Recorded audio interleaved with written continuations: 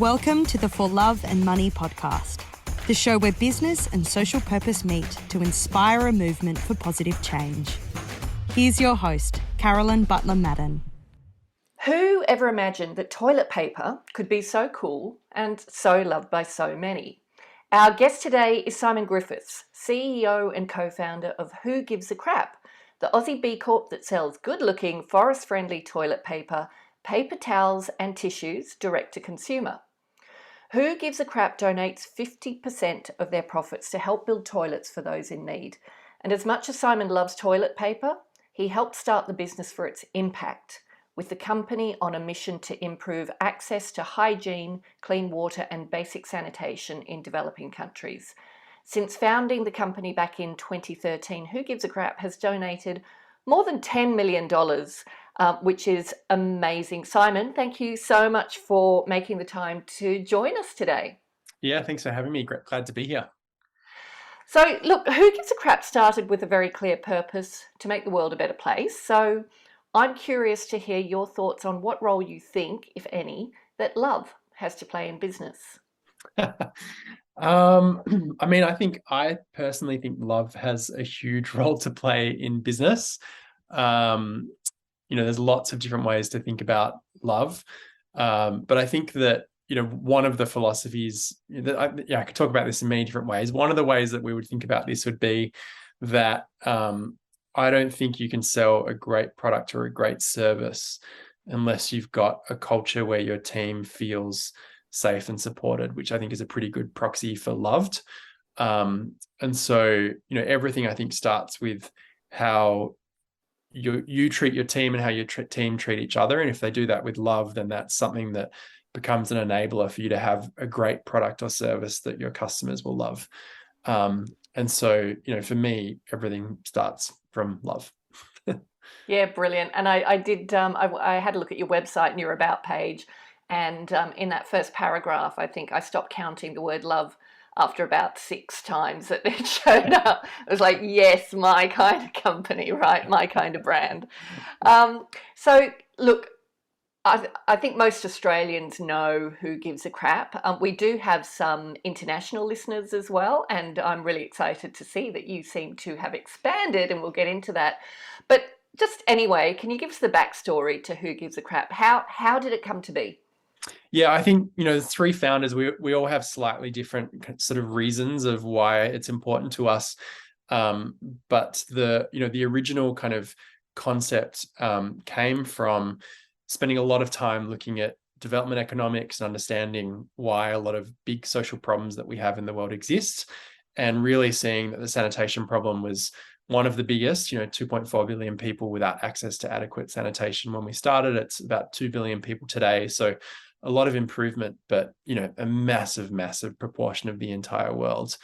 And the negative health consequences are really terrible. So, people end up going to the bathroom in water that's then accidentally used to cook, clean, or wash, and that results in diarrhea-related disease. It's the number 1 filler of hospital beds in sub-Saharan Africa, and the number 2 killer of kids under the age of 5. So it kills about 700 kids under the age of 5 every day. Every single day. Every single day.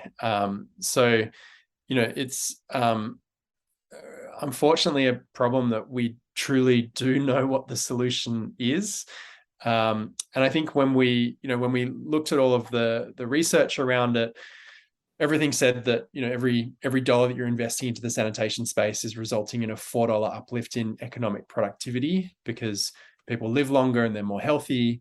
But you also see things like school attendance rates go through the roof, particularly for teenage girls. And so you have really amazing long-term economic benefits that come out of investing in sanitation. And I think one of the really interesting things is it was so far off track because it is this icky, slightly gross topic to talk about. You can't take a photo of someone sitting on a toilet for the first time in the way that you can someone drinking clean water out of a well for the first time. And so it's much harder to market and turn into something that you can, sell people to donate to.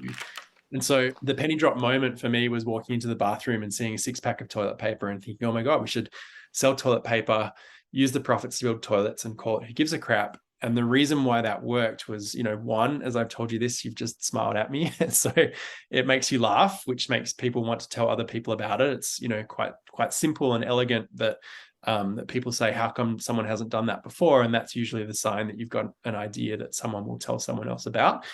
But two, the other really interesting thing was that we could tell our story by talking about toilets and what toilets are used for and why they're important. And that was an area that no other toilet paper company could go near, because they built their brands on images of pillows and feathers and bears and puppies and things that are completely unrelated to toilets. They weren't allowed to talk about toilets because it was So you went straight into the heart, into the guts of it, didn't you? Yeah, literally. And that is what made it just, kind of perfect, because it helped solve a problem. We had defensible marketing. There was just a lot of, what now we know are called moats, essentially, around the business that would give us a defensible business model that would be very hard for, one of our larger competitors to try and compete against us on. So the brand, the brand has got so much personality. And the number of people who I just hear go, you say who gives a crap, and they instantly smile, and it's like, oh, I love that brand. Yeah. That personality, was that like, did you know that you wanted to start with that? Yeah, 100%. I think we knew we wanted to start with it. I think bringing it to life is much harder. It's one thing to have an intention, and it's another thing to be able to put it into action. And so there's an incredible amount of hard work that's gone into building that personality from a lot of different people across the company. It's something that I never ever could have done myself. And we've got it now to a place that's, so far beyond what any of us could have done, if it was just the three founders in the business today. And so it's a real testament to the team that have, come around the idea and pushed it in new directions and tested things out to build what is now quite a multifaceted personality. And so we think, one of our founders, Danny, he talks about when you're building a great brand, you kind of want to have a brand that you want to sit next to at a dinner party. And when you're having a really good dinner party conversation with someone, they're not a person that's just telling you that, the world is in trouble and we've got to do something now, and they just only talk about that one point. They, of course, care about the environment. They care about other people too. They know how to make you feel good by giving you a compliment at the right moment, by telling a funny joke, and by being able to talk about, lots of other stuff that's going on that they're interested in. And so to build great brands, we think you have to build these multifaceted personalities that are people that you would love to sit next to at a dinner party. And that's kind of what's gone into the Who Gives a Crap brand to take it to where it is today. So yes, we care about the environment. Yes, we want to build toilets for everyone in the entire world, but there's a lot of other stuff that we care about too. And part of that's, making people feel good about doing something good. That's such an important point, I think, because, you're tackling such a serious problem, right? And it's very easy to get serious about it, be very, very worthy about it, and only that. And yet, It's boring. yeah, and that you've managed that balance beautifully. Yeah, Absolutely beautifully. Yeah. And to be clear, it's not me. It's a lot of people. Well, I'm talking about the plural you, right? The Maybe, organisation. And I was going to ask, who's got that job to come up with the one-liners on the toilet? I was looking. We've got some, obviously, and I was just smiling. We believe in playing it forward. Can you share some? Can you off the top of your head share some of those other one-liners, just for people who don't know the brand? I think on the back of pack, we believe in playing it forward. Do more ones and twos is another one. Give yourself a pat on the bum. There's lots and lots of them. I think and that's like something else that hopefully when people are listening to this, they will have changed as well, because something that we think about is that that packaging. We want to have a customer for life, and they don't want to read the same thing on the back of the pack every time they get a new order from us. And so we want to be changing that copy up so that we're able to evolve the story that our customer receives from us, and talk about the brand from 1,000 different angles rather than just, the same 5. And so that's part of how we think about building the depth of brand experience and taking the customer on a journey through the life brilliant. Of shopping. So I've got to share a little story with you. A few years ago, my sister lives in Perth. I'm in Sydney, and we don't exchange Christmas presents. It's just a rule, right? And then one year she said to me, "Oh, we've got a Christmas present coming over, so just keep a lookout." And I'm like, "What? Why are you doing that? You know, you're breaking the golden rule." And she said, "Don't worry, just keep an eye out for it." And of course, it was a big box of Who Gives a Crap, because I hadn't got round to subscribing. And I just, there was such a smile on my face, and I just thought, what a genius Christmas present. Okay, and so this episode is being recorded in early November, should go live in a few weeks before Christmas. So, listeners, if you're scratching your head for Christmas presents, it brings a big smile to people's faces to receive this giant box of Who Gives a Crap toilet paper. Yeah, and if you're shopping with us in the kind of 6 weeks before Christmas, you'll usually see a special kind of holiday edition that we put together that started as a joke. It was one of the kind of harebrained ideas that I had early on was, what if we could do like a special kind of Christmas limited edition product? And so we changed the colors of our wrappers to red, white, and green instead of the other 5 colors that they were before that. And it was a hit. People loved it. And we saw that, a lot of our customers who were only buying once every 3 to 12 months were coming back and buying multiple times through November, December. And so the next year we evolved the concept, and now we have, artists and illustrators that bring wrappers to life for us around a theme that we run each year. Brilliant. So this is the Celebrate edition. The rolls kind of look like miniature presents, and it's in a big sort of piñata style kind of confetti box, so it's a super fun kind of present to buy for people, but also to have in your house around the holiday season.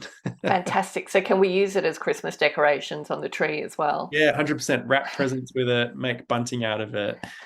Love it. Christmas trees. Yeah, everything's designed to be reused and to have a life beyond the life of toilet paper.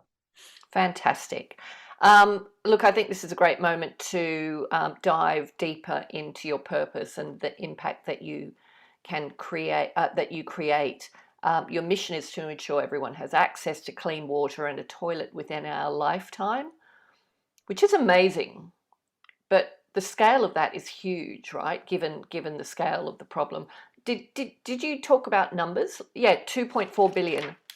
Now to 2 billion. Now people. 2 billion. Yeah. So a lot of that improvement's happened in India, where the government's played a very vocal, if anyone's been to India, they probably have had a conversation about toilets, and that doesn't happen you can't say that about any other country. So yeah. The government's done a really good job of building awareness around the sanitation problem and why it's so important to have universal access to toilets. And as a result, a lot of the 400 million person improvement that we've seen over the last decade has happened in India. To be seen whether that will be, whether there'll be any regression. It's one thing to, give everyone a toilet. It's another thing to make sure those toilets are maintained and continue to exist, for many, many years to come. But an amazing kind of journey that they've been on. I've forgotten what your question was. I just started talking about sanitation. That your mission is huge. And it's huge in scale. And how are you? What's your plan to do that? So I think, global domination. Totally. So I think we talk about trying to achieve this goal in the next 30 years. It's an insanely lofty goal. 2 billion people is crazy. It's a very, very big number. We've donated $10 million so far, which we're very proud of, but the reality is that our donations have to be up into the hundreds of millions or billions of dollars every year to be able to make a serious dent in this problem. So for us, that means, trying to find more customers wherever they are in the world and sell in more places so that people can buy us where they want to shop, and then to solve more problems in our customers' homes so that we're able to have more products that people are able to come back and purchase on a higher frequency. But importantly, we only want to sell things that people need. So we don't produce things that people, want. We sell things that people need, because we want to try to do everything with the lightest footprint that we think makes sense. from both a customer and a business perspective. So it's a bit of a balancing act to find the sweet spot of where we can, where we believe we have license to play. Yeah, that makes sense. So what are the other products in the range now? So now we've got kitchen towels, tissues, a dream cloth, which is kind of a blend between a paper towel and a sponge. And then more recently, we've gone into shampoo, conditioner, and body care with a new brand that's called Good Time, which is like Who Gives a Crap's sister. So shared DNA, but a slightly different brand personality. We think of Good Time as the architect and Who Gives a Crap as the stand-up comedian. They're available on our website. If you tab at the top left of our site, you can move between the Who Gives a Crap site and the Good Time site. And we've got new products that are coming probably mid 2023 is the next range that will come out. Okay, fantastic. So back to your mission to give access to everyone in your lifetime to clean water and a toilet. How did you decide to go for that big vision? I mean, I'm a big believer in the bigger the vision, the better, because it forces you to think differently. Like you can't fail but to think outside of the parameters of traditional structures. And similar to Zambrero, their mission is to end world hunger. But when you actually put that down, what was the conversation around it, Simon? I mean, I don't know if there was much conversation around it. We're just going to do it. Yeah, we all I think we all knew deep down that it was the right thing for what we were trying to do. We just hadn't individually articulated it yet. I think what's so powerful about it is that everyone in our company knows that that's the reason why we exist. And that's, for most people, the reason why they get out of bed every day and want to come and work for us. And so it's really powerful in terms of connecting people into why we're doing the work that we do, but then also how we're doing it. So if someone's looking at a decision that won't, have a material impact on the business for not 12 months, but maybe 5 years or 10 years from now, they can say, well, we know where we're trying to get to in 30 years time. So how does, this decision that's got a 5 to 10 year horizon kind of fit into that grand plan that we have? And so it's an incredibly powerful tool for building alignment around what direction we're moving in and how we're ultimately going to get there. And then it's ultimately what we use to answer all of the hard questions in our business. So if we ever come up with a hard decision that we've got to make, we just come back to, well, we're trying to make sure everyone in the world has access to clean water and a toilet. Is this going to help us accelerate the path that we're on, or is it going to slow us down? And it's just an incredible, very powerful tool to use to answer some of those hard questions that you come up against. Yeah, absolutely. And I'd love to understand more about your people. What kind of people do you attract at Who Gives a Crap? Yeah, I mean, I think, obviously people who care about the output of or the outcome of their work is really important. But we are also a high growth startup. So it's people who like to be at a high level of performance, who also care about the outcomes of the work that they're doing. And so, that's it's not for everyone. It can be quite a stressful environment. In startups, there's often a lot more ambiguity. The pace at which you're having to learn things to grow at the same pace of the company is rapid. And so, that can be, it requires a growth mindset to get excited about going on that journey. And they're the sort of things that we look for in our team. So, is this someone that can operate in ambiguity, has a growth mindset to be able to learn, is motivated by giving a crap, which is, one of the values. I'm sort of walking you through the values that we think about in our organization. Yeah. Can you walk us through all of those values? Are you happy to do that? Yeah, so we have 5 values, and we essentially recruit against those values. We think about team performance against those values, and so we're always bringing the company back to, are we living by the set of values that we have? They're not they're values that we truly embody, rather than values that are things that we aspire to.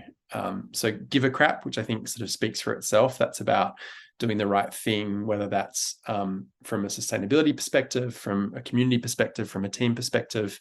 Give a crap is kind of a huge part of who we are. Deliver and delight, which means, having a frictionless delivery experience and then being able to delight around the edges of that. So you don't want to be delighted when your order hasn't shown up. You just want your order to show up. And so the delight has to be something that comes, alongside frictionless delivery as well. Go big, which probably speaks for itself, but we have a huge goal and need to be thinking big in order to get there. To stay scrappy, which essentially is about testing and learning and iterating and having that growth mindset and being open to failing and getting things wrong.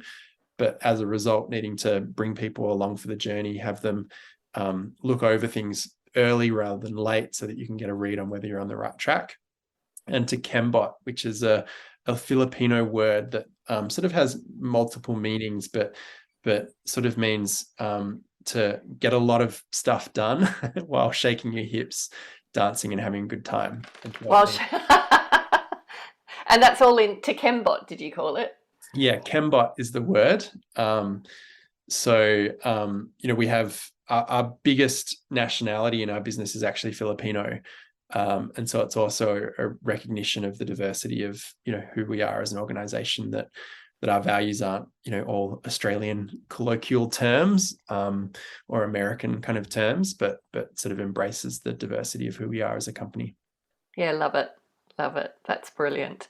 And so there's a lot of research out there that's coming through that shows there's a big difference, not just between businesses with a purpose and those that don't have a purpose in terms of financial performance, but purposeful organizations. There's a big difference between purposeful organizations and those just that have a purpose statement, right? Yeah. Clearly, who gives a crap falls into the purposeful side, and when you look underneath some of that research, it's because of people, your employees, and it's because they're more agile, because they're connected to their purpose. They're more agile, resilient, resourceful. It's a culture that's innovative, like you said, fail fast, learn quickly. Is that something you can relate to with your organization and the people within?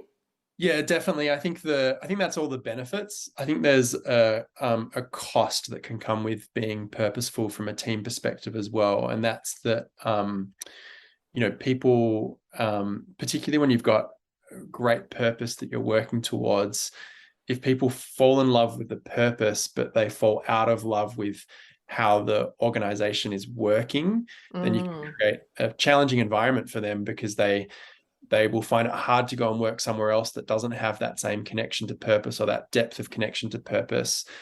And so they will, put up with things that they shouldn't put up with as a result of being in that position. And so, it's, you have to make sure you've got really good open feedback lines at all times. And we're not perfect as an organization. So there's definitely people that have been in that position, and that's a really challenging place to be. Yeah, that's actually very interesting, because I guess you do attract people who care and who are passionate, and people who are passionate usually have strong views about things. And when the paths divert, and often people who care can sometimes find it hard to give really candid feedback to people that they care about, not realizing that actually having too much empathy and not sharing that feedback will ultimately be a downfall rather than doing someone a favor, which is how it feels at the time. So there's challenges that come with that you have to navigate as well. Which is why, as you say, that having open feedback lines, I guess, and encouraging that sort of culture is really important to that. Yeah, and usually in onboarding, the number one thing I'm saying to people is, I want you to be more blunt. Yeah. Just put it out there. Trust that everyone believes that or knows that you're doing it from a place of support rather than a place of being critical for the sake of it. But I think that's a leap that isn't natural for a lot of people, and so it takes time. I was going to ask you, how do you go with that? Are people Do some people find that difficult to? Oh yeah, I mean, I think most people find it difficult, but it's it's the only way. Yeah. Enjoying the podcast? If you're looking for more inspiration, head to our website, thecauseeffect.com.au, for more resources on how you can start using your business as a force for good. Or buy the For Love and Money book. Every copy sold allows us to protect 1 square metre of rainforest. Help us save 10,000 square metres by 2025. I'm curious to ask you about storytelling, because there's no lack of amazing stories that your activity and what you do generates. Does storytelling have a role within the organisation? So rather than the remit of marketing, I'm really interested in understanding those organisations that have a culture of purposeful storytelling, and Yep. it just, yeah. Yeah, definitely. So storytelling is a huge part of our organization. When we unveil our strategy for the year, there is a story that's woven through every strategy. And we think that's important because it makes it more memorable. It gives people an experience. It gets them excited about this moment in the calendar. And so we do that through, every part of our organization. We think about the story that's there to be told. But again, I think this is one where it can become a double-edged sword, because if someone isn't a natural storyteller themselves, they don't want to be feeling like they need to hold back on sharing something because they haven't packaged it up in the perfect way to be able to share it. You want shares to be happening at 10% rather than at 90%. Otherwise, someone might have spent too much time on an idea before putting it out into the world and being told that actually it doesn't work for these 3 reasons that we could have got to at the 10% stage.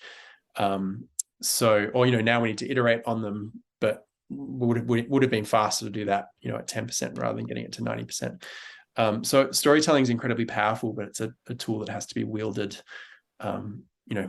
with great responsibility, essentially.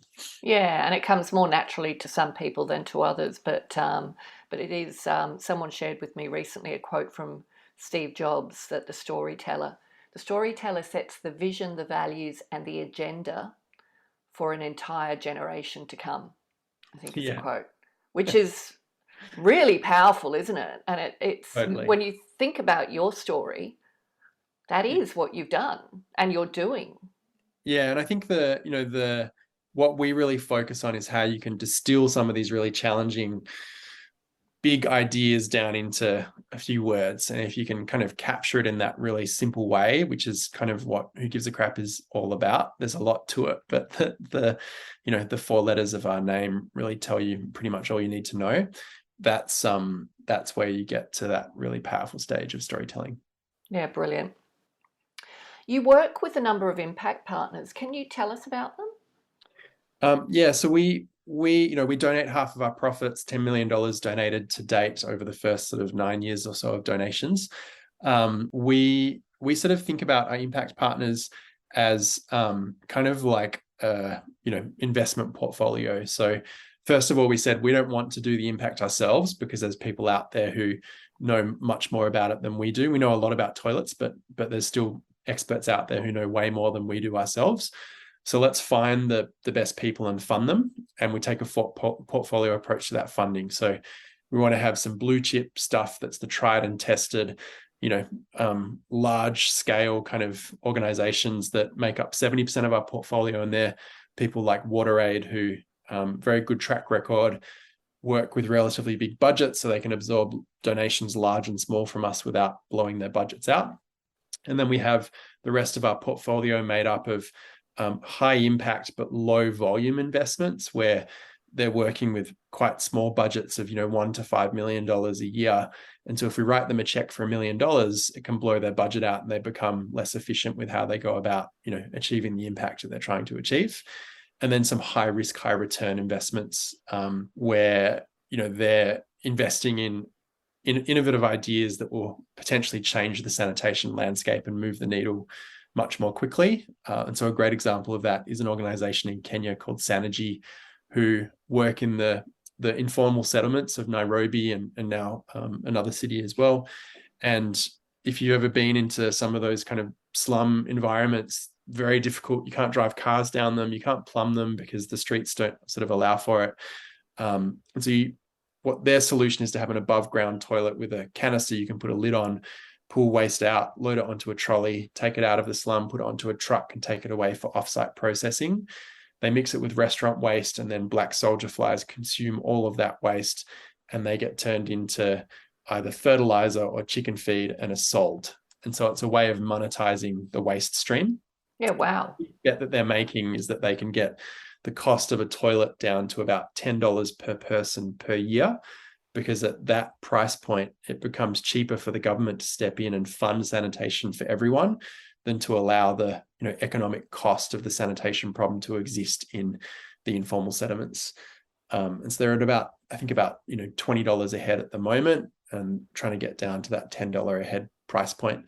If they can pull that off, then the government steps in, and this is a model that can be replicated in many, many other parts of the world as well. So that's the big bet that they're making. Yeah, right. Amazing. It sounds like you've really finessed your strategy around it, like that sort of balanced investment portfolio strategy. I can only imagine like working overseas in this area with experts. Like it must have been quite a challenging thing to get right up front. I mean, the interesting thing about it is it was easier than what we thought. And that's because, when we said we don't know, whenever we don't know very much about something, we'll ask ourselves, who can we learn from that can help us get up the learning curve as quickly as possible? Now, if what you're trying to learn about is, selling toilet paper online, then you can't go and ask another toilet paper company that's selling toilet paper online how to, what's their playbook. But when what you care about is trying to get toilets to everyone in the world, you can go and ask people who are trying to get toilets to everyone in the world, what they've learned over the last decade and what parts of that we might be able to borrow and learn from ourselves, because they just see you as someone that's they can work with together to achieve their goal faster, as opposed to a competitor. And so I think that's the beauty of the nonprofit sector, is that there is a lot of benefit of collaboration that you don't see in a highly competitive market in the same way. So there's downfalls, but one of the huge benefits is that there's a lot more incentive to share information than what you'd get in a competitive market. And so tell me about global expansion. I see you're operating in a number of markets. Where are you at with that? Now we sell Australia, US, UK, and then we warehouse in Europe and ship into about 32 countries across Europe. Amazing. So we sell more outside of Australia than we do inside Australia. And is that right? Yeah. So, our market share in Australia is bigger, but we now sell much more outside Australia than we do inside Australia. But we're in, way bigger markets in those geographies. So our market share is smaller as a result. Yeah. And Simon, tell me, does the brand tone stay the same? Because some of those little one-liners seem very Australian. Yes. So it's a good question. So when we went international, we moved our marketing team to Los Angeles so that we knew that the UK was a relatively similar market in terms of sense of humor and spelling even. But obviously the US is a bit different. And we wanted to create marketing that could work and resonate globally, which is a hard thing to do. And so we moved that team to America because we felt that if we were able to generate ideas there and then sense check them, with an Australian team, we'd be able to create things that had the greatest potential to resonate globally. And so we've sort of intentionally built a team that's quite diverse, with Australian team members that moved to Los Angeles to kind of put that together, and now more recently with UK team members and lots of different backgrounds kind of coming into the people that work in that side of the business. This gets more challenging as you start moving into other languages. So our European expansion, we need to start localizing into different languages, and translating jokes across languages gets much more challenging. So I think we're learning a lot as we're going through that process, but probably don't know fully how to answer that question just yet. But everything that we've done today works in the Australian, UK, and US markets with pretty similar kind of responses. Of course, we've had things that haven't worked, and we've had to iterate them and change them and make them right. But that's kind of the philosophy that we operate with now. And so far with your international expansion, like, has there been one market over others that's really gone, whoa, just loved you? I think I think with our company, there's sort of this inflection point where you kind of hit enough critical mass, and then you start to really take off. And we felt that inflection point earlier in the UK than we did in the US, because it's a sixth or a fifth or something the size. And so to get in enough bathrooms, enough houses, enough hospitality businesses around a certain part of the country happens faster in a smaller country than what it does in the US. But I think we've been just amazed that it has worked in all the markets that we've been into so far. So I don't know. I think the next kind of big nut for us to crack is actually in retail. So how do you translate the brand from a digital brand into one that tells that same story on retail floors, where you've got less than 5 seconds to win someone over, and so that's kind of the next canvas that we're figuring out how to paint. So retail is a goal for you to actually get that distribution. Yeah, so we've just gone nationally into Aldi in Australia, Ocado in the UK, and this is kind of something that we're working on at the moment. But our product in Aldi, I think, looks amazing, and we've sort of put it into little boxes, so you can buy a little 12-pack box, which looks great, kind of in the landscape of the store. So it's a great way for customers that might not have discovered us to now find us in a environment where we previously haven't been able to reach them, and that's a super exciting place for us to be playing. Yeah, absolutely. I will make a little visit to Aldi to have a look. I'd love to talk about the balance between purpose and profit, love and money. How do you strike that balance? I mean, I think we would think about this different to most people. I think what we've been able to show is that our company wouldn't have been able to reach the size that it's at, the scale that it's at, the success that it's had, but hopefully, the success that's coming in the future, if we didn't give away our profits. And that really goes against the physics of capitalism that I got taught about at university, where you had to be profit maximizing for your shareholders. The idea that you were giving away your profits to build a more successful business over time that was not part of the curriculum. And so I think what we're showing is that profit and purpose has actually become inextricably linked in a way that was completely incomprehensible 20 or 30 years ago. And so consumer sentiment has shifted and will continue to shift in a way that I think will only make the relationship between profit and purpose stronger in the years ahead, barring some crazy catastrophe happening. And I think that for me is super exciting, because it opens up a whole bunch of innovation that wasn't possible for brands 10 or 20 years ago. And that's where we want to play, and that's where we want to see other people come and play and do a better job than even what we can. Fantastic.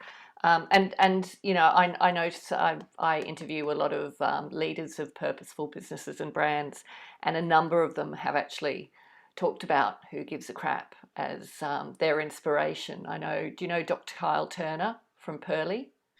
No, I have to have a look. I'll send you a link. So he's making oral hygiene free to everybody through an app called Pearly, but it's monetized through an online store. And his background is he came from remote Australia, where he didn't have access to dental hygiene. And yeah, he just absolutely loves you guys. And he was talking about how much he loves you and how much your brand has inspired him.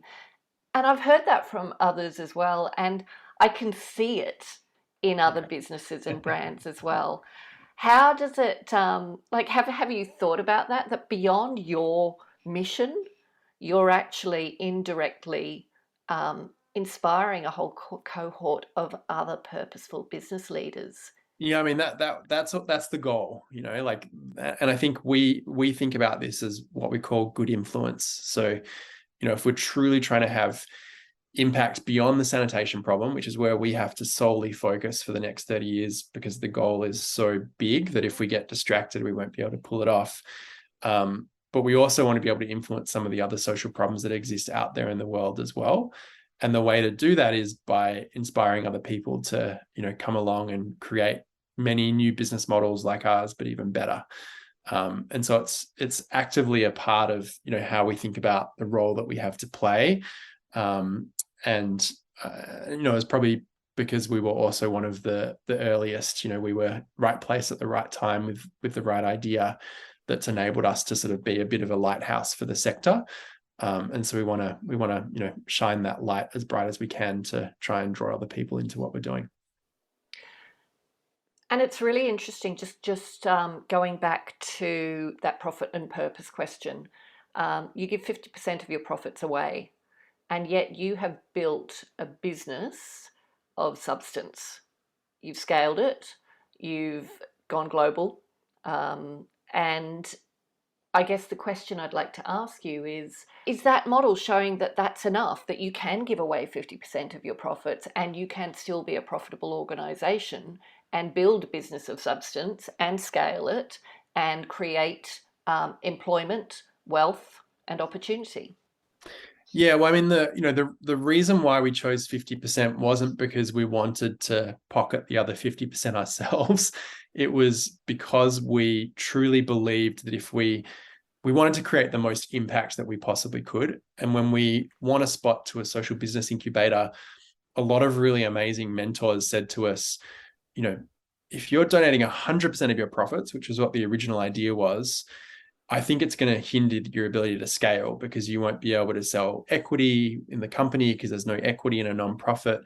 You won't be able to align the incentives of your staff members using equity as part of, packages for early staff members and so on. And now, right across the business, we have equity packages.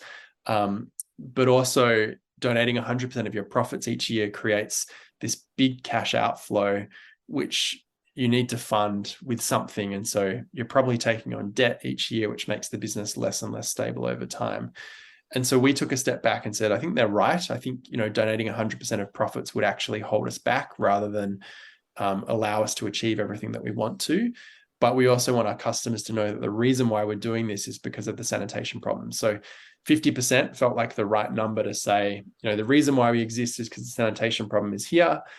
But, we can hopefully build a business that is at least twice as big than if we donated 100% of our profits, and therefore be able to have more impact overall.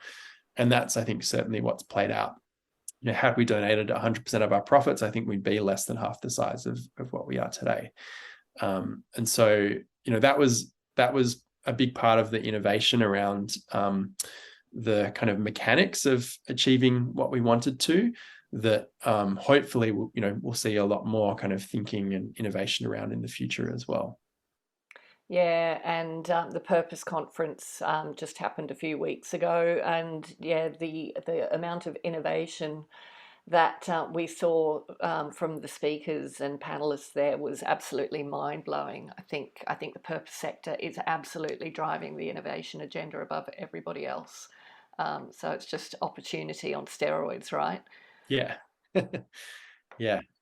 So we're going to have to wrap up because of time, but I wanted to ask you two more questions. The first is, I think there are a lot of people in businesses, for-profit businesses that already exist, that are actually thinking, how do we start making this change?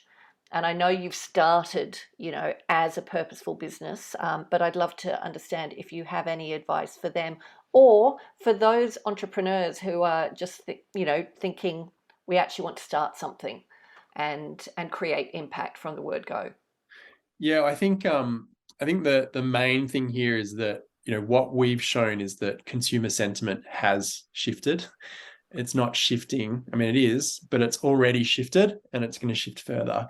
And so when you think about that as an incumbent, it means that if you're not shifting your value proposition to start taking into account purpose, you're going to become less and less relevant for your customer over time. And you're going to have new companies coming up who are starting to take those customers away from you because they're embedding purpose into who they are. And so I think every company has to be thinking about this. But in order to be successful, it requires being authentic and, doing it properly and finding the right outlet that is, hopefully tied to the product in a way that makes sense for what your brand proposition looks like. So it's not easy. It's not something you can put a Band-Aid on. It's something that has to be incredibly well thought through and come from the right place in order to, really resonate with the customer. But the way that customers are shopping now, they care much more than ever before about where their money's going, who the shareholders of the company are, what the culture of that company looks like, what the policies around social and environmental impact have been laid down and how they're thought out. And that's not going away. It's only going to happen more and more and more. So if you're not thinking about this, then you need to be prepared to lose a significant amount of your customer base over the next 10 to 20 years. That's the truth, isn't it? And it's, as much as consumer sentiment is, one of the biggest drivers, the other one is employee sentiment. And, the fact that employees increasingly are going, actually, if you're not going to give me the chance to, perform work that I consider to be meaningful and delivering true value, then, I'll go somewhere else. Yeah. Yeah, and good on them. I think that's the right thing to do. Absolutely, absolutely. So, look, last question, Simon. 2030, it's just coming careering towards us so fast. But 8 years off the global goals target date. The role of business, collaborating with government, NGOs, and the rest, do you think that's where the opportunity is to really accelerate towards those goals? I don't know. I mean, I think I don't know about the broader kind of suite of goals. We're so focused on sanitation. When we set our initial sanitation goal, we looked at the 2030 goals and said, we don't think this is reasonable. Actually, we believe the time frame that's reasonable is 2050 rather than 2030. And so I think, does it require businesses to work with governments? I think it probably requires every individual to really vote with their dollars, but also with their, political votes as well. Because what we're showing with Who Gives a Crap is you can choose to spend your money in ways that actually accelerate the path of, some of these solutions. And of course that has to happen at a business from a government perspective as well. But I think we need to do both of those two things together. Can they also come together and work to accelerate things further? Definitely. I mean, a lot of the sanitation problem needs to have governments kind of really stepping in and helping to accelerate things. Will we play a role in kind of helping to bridge that gap? Certainly, that's where some of our funding goes, will be in order to create some of those partnerships with governments to further extend the pace at which things can be achieved. But it's not, you can't rely on that. And so I think as consumers, if we relied on government to do everything, I think we'd be in a pretty bad place. And so we also need to be starting to hold businesses accountable for solving some of these problems and really putting their money where their mouth is or should be in order to get us to a place that's further along. But yeah, I don't want to back one horse. I think we sort of need to try to back all horses. Yeah, and consumer power is absolutely massive. We're only just scratching the surface of it now, but the message is your wallet is your vote. And the other thing is, as a consumer who buys a lot of products, especially from people I reach out to be guests on this podcast. It's the feeling you get from it is an amazing bonus as well. It's an unexpected one, but it feels good. And I think like the other thing here is that it's easy for governments to say that they're going to do something and then decide not to do it later on.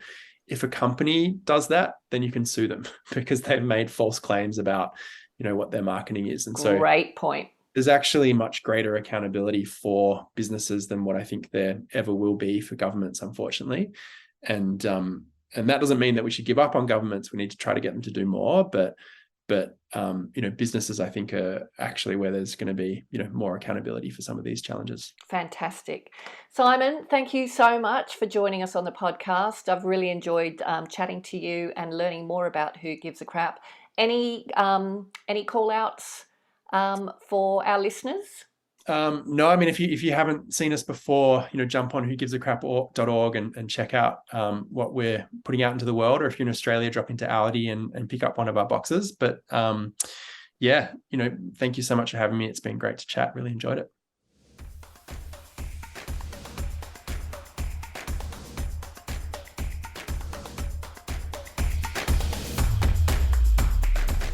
Thanks for listening to this episode of the For Love and Money podcast. If you'd like to take a deeper dive into the purpose movement, visit us at thecauseeffect.com.au. And remember, doing good is good for business. So if you're not doing good, then what are you doing?